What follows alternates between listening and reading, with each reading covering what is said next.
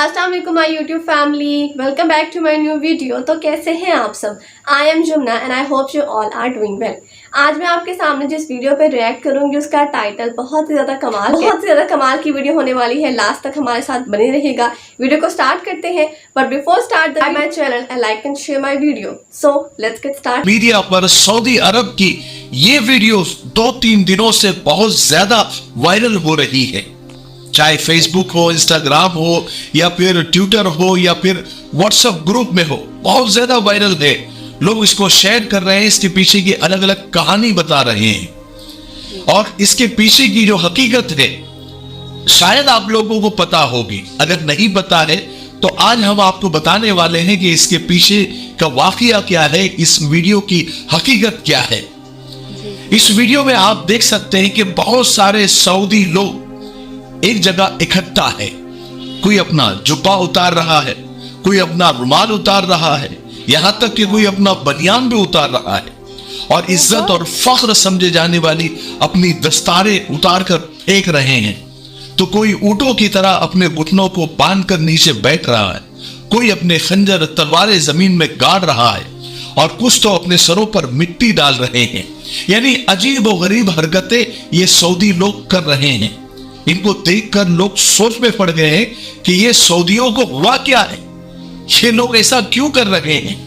बहुत सारे लोग जानना चाहते हैं कि ये माजरा क्या है, इसके पीछे की हकीकत क्या है। तो मैं आपको बता दूं कि इसके पीछे एक बहुत दर्दनाक कहानी है, एक बहुत गमनाक वाकया है। वो ये कि सऊदी अरब का एक शहर है नजरान, जो कि यमन बॉर्डर के करीब है। ये वहां का वाकया है कि 2 कजन भाई थे जो बहुत अच्छे दोस्त भी थे, लेकिन किसी बात पर दोनों में बहस शुरू हो गई। बहस हुज्जत तक पहुंची और हुज्जत झगड़े तक पहुंची और उसके बाद मोहम्मद मुरसल नामी शख्स ने गुस्से में आकर अपने कजन भाई को कत्ल कर दिया, या फिर यूं कहा जा सकता है कि उसके हाथों कत्ल हो गया। बहरहाल कत्ल होने के बाद पुलिस आकर मोहम्मद मुरसल को गिरफ्तार करती है और उसे जेल में डाल देती है। चूंकि सऊदी अरब में शरिया कानून चलता है, वहां पर किसी का फोन कॉल नहीं चलता, किसी नेता की पर्ची नहीं चलती या रिश्वत नहीं चलती। शरीयत में खून का बदला खून है, किसास कत्ल के बदले कत्ल। बहरहाल मोहम्मद मुरसल को पुलिस गिरफ्तार करती है, कोर्ट में केस चलता है और एक दिन कत्ल साबित हो जाता है। वो भी ऐसे सालों साल नहीं कि 10 साल हो गए, 20 साल हो गए।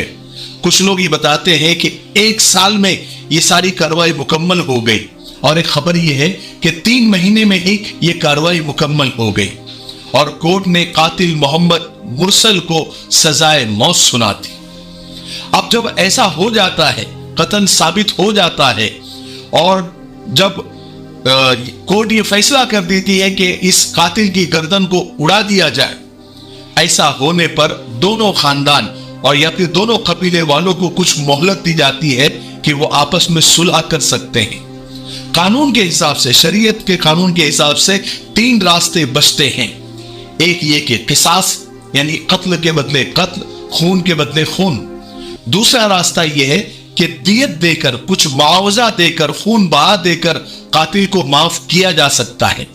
और तीसरा रास्ता जो सबसे अच्छा रास्ता है, जिसकी फजीलत भी है, उस पर सवाब भी है, कि मकतूल के वरसा यानी जिनका कत्ल हुआ है उसके खानदान वाले अल्लाह के लिए उसको माफ कर दे कि चलो हमारा बेटा तो चला गया, वापस नहीं आ सकता, हम आखिरत में इसका अल्लाह से बदला लेंगे, हम अल्लाह के लिए माफ कर देते हैं। ये माफी सबसे अच्छा रास्ता है। अल्लाह के रसूल सल्लल्लाहु अलैहि वसल्लम ने भी इसकी बहुत फजीलत बताई है। लेकिन ये मकतूल के खानदान वालों पर डिपेंड करता है, उनके रिश्तेदारों के पास ही ये हक होता है। ऐसा नहीं कि वो अपने हक का इस्तेमाल करें तो उन पर कोई गुनाह होगा, गुनाह नहीं होगा, लेकिन अगर माफ कर देते हैं तो उनको बहुत सवाब मिलेगा। अल्लाह ताला कल क़यामत के दिन इसका बदला उनको देंगे।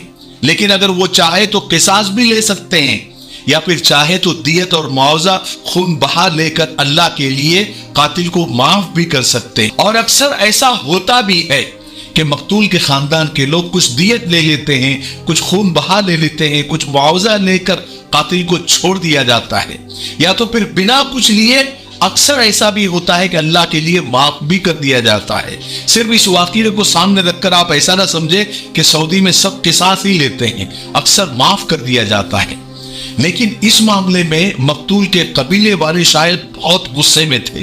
وہ صرف قصاص چاہ رہے تھے, وہ صرف چاہ رہے تھے کہ محمد مرسل کو سزا ملے. اس لیے قاتل محمد مرسل کے قبیلے والے مقتول کے گھر کے سامنے جمع ہو گئے, یعنی جس کا قتل ہوا تھا اس کے گھر کے سامنے معافی مانگنے کے لیے جمع ہو گئے, اور انہیں الگ الگ طریقے سے منانے لگے. اس میں بڑے بڑے شیخ بھی تھے اس قبیلے کے جو لاکھپتی, کروڑپتی, بلینئر ہے, لیکن وہاں پر قانون سب کے لیے ایک چلتا ہے. اور معافی کی وہ سب لوگ معافی کی درخواست کرنے لگے, جو ان سے ہو سکتا تھا وہ سب کچھ کرنے لگے. عرب میں ہمارے یہاں ہوتا نا کہ پگڑی, یہ اس کو بہت عزت اور فخر کی چیز سمجھی جاتی ہے. جب وہ کسی کے قدموں میں رکھ دی جائے, مطلب پورے خاندان کی عزت قدموں میں رکھ دی گئی ہے. وہاں پر عرب میں امامہ یہ بہت عزت کی چیز سمجھی جاتی ہے, فخر کی چیز سمجھی جاتی ہے. وہاں کے شیخ لوگوں نے اپنا امامہ اتار کر وہ مقتول کے خاندان والوں کے سامنے زمین پر رکھ دی. اس کا مطلب یہ ہوتا ہے کہ انہوں نے پوری عزت اتار کر سامنے رکھ دی. یہاں تک کہ قاتل کے قبیلے والوں نے صرف امامہ ہی نہیں بلکہ کچھ لوگوں نے اپنا جبہ, اپنی بنیان تک اتار کر سامنے رکھ دی. کچھ شیخ لوگ تو زمین پر گر گئے, اپنی تلواریں, اپنے خنجر ان کے سامنے گاڑ دیے, اپنے سروں پر مٹی تک ڈال دی, اپنے گھٹنوں کو جانوروں کی طرح باندھ دیا, یا پھر لاکھوں کروڑوں ریال سونا چاندی اور پراپرٹی کے پیپر لے کر سامنے آگے کی سب لے لو, صرف معاف کر دو, ہمارے قبیلے کے بچے محمد مرسل کو معاف کر دو. یعنی وہ سب کچھ انہوں نے کیا جو وہ کر سکتے تھے. ایک طرح سے اپنی زبان میں کہا جائے جتنا گر سکتے تھے وہ گرے. یہ سارا منظر دیکھ کر سارا عرب چیخ اٹھا کہ اب تو معاف کر دینا چاہیے, محمد مرسل کو معافی مل جانی چاہیے. اتنا ہونے کے بعد بھی مقتول کے قبیلے والوں کا دل نہیں پسیجا, ان کا دل نرم نہیں ہوا. انہوں نے نہ دولت لی, انہوں نے نہ جو ہے معاف کیا, بلکہ انہوں نے اپنے حق کا استعمال کیا اور قصاص پر ہی ڈٹے رہے. اب کوئی راستہ بچتا نہیں تھا. شریعت اور سعودی قانون کے مطابق محمد مرسل کو سزائے موت دے دی گئی. کہتے ہیں کہ محمد مرسل کی آخری خواہش اپنے ماں سے ملنا تھا, سو اسے ملا دیا گیا. یہ کلیجہ پھاڑ دینے والا منظر اسی کا ہے. سزائے موت سے پہلے بیٹے کو اپنے ماں سے ملایا گیا. دونوں ایک دوسرے سے آخری بار مل کر رو رہے ہیں. حالانکہ یہ واقعہ ہمیں بہت کچھ سکھاتا ہے. قانون کی بالادستی ضروری ہے تاکہ اس طرح کے واقعات دوبارہ نہ ہو. انسان کا خون سستا نہیں ہے. اللہ نے انسان کو اشرف المخلوقات بنایا ہے. اسی لیے عرب ملکوں میں کرائم ریٹ بہت کم ہے, نہ کے برابر ہے. قانون سے بڑھ کر, شریعت سے بڑھ کر کچھ نہیں ہے. ایک ہی قانون سب کے لیے. اس میں کوئی وسیلہ نہیں, کسی بڑے آدمی کا لیٹر نہیں, کوئی پیسوں کا لین دین نہیں, کوئی خاندانی روب نہیں, کوئی عہدے پد کا استعمال نہیں, کوئی رشوت نہیں. قانون سب کے لیے برابر ہے. آج ہمارے یہاں کرائم کا ریشو اس لیے بڑھ رہا ہے کہ انسانی خون کو سستا کر دیا گیا ہے. الگ الگ لوگوں کے لیے الگ الگ قانون ہوتا ہے. بڑے لوگوں کے لیے الگ قانون, عہدے والوں کے لیے الگ قانون, کروڑپتی, بلینئر, ملینئر کے لیے الگ قانون, غریب کے لیے الگ قانون, کسی قوم کے لیے الگ قانون اور کسی ایک قوم کے لیے الگ قانون. اس لیے یعنی کرائم کا ریشو اتنا بڑھ گیا ہے کہ میرا یہ ویڈیو بنانے کا جو ٹائم ہے نا, اس ٹائم کے اندر بھی پتہ نہیں کتنے قتل ہو گئے ہوں گے, کتنے مرڈر ہو گئے ہوں گے, یا کتنے قاتل چھوٹ گئے ہوں گے, یا کتنی رشوت کی لین دین ہو گئی ہوگی. ایک چھوٹا سا واقعہ اللہ کے رسول صلی اللہ علیہ وسلم کے زمانے کا. بنو مخزوم کی ایک عورت چوری کرتے ہوئے پکڑی جاتی ہے, اس پر چوری ثابت ہو جاتی ہے. اللہ کے رسول صلی اللہ علیہ وسلم اس پر حد قائم کر دیتے ہیں, اس کے ہاتھ کاٹنے کا حکم دے دیتے ہیں. چونکہ وہ فاطمہ ایک بڑی عزت دار قبیلے سے تھی, تو اس قبیلے کے لوگ یہ چاہ رہے تھے کہ سزا میں کچھ رعایت ہو جائے, یا معافی مل جائے, یا پھر کچھ اور ایسا ہو جائے کہ اس کے ہاتھ کٹنے سے بچ جائے. لیکن کسی کی ہمت ہو نہیں رہی تھی. تو حضرت اسامہ بن زید کو ان لوگوں نے چنا کہ وہ اللہ کے رسول صلی اللہ علیہ وسلم سے جا کر بات کرے اور تھوڑے رعایت کی مانگ کرے، کیونکہ وہ شریف قبیلے سے تھی، بڑے قبیلے سے تھی۔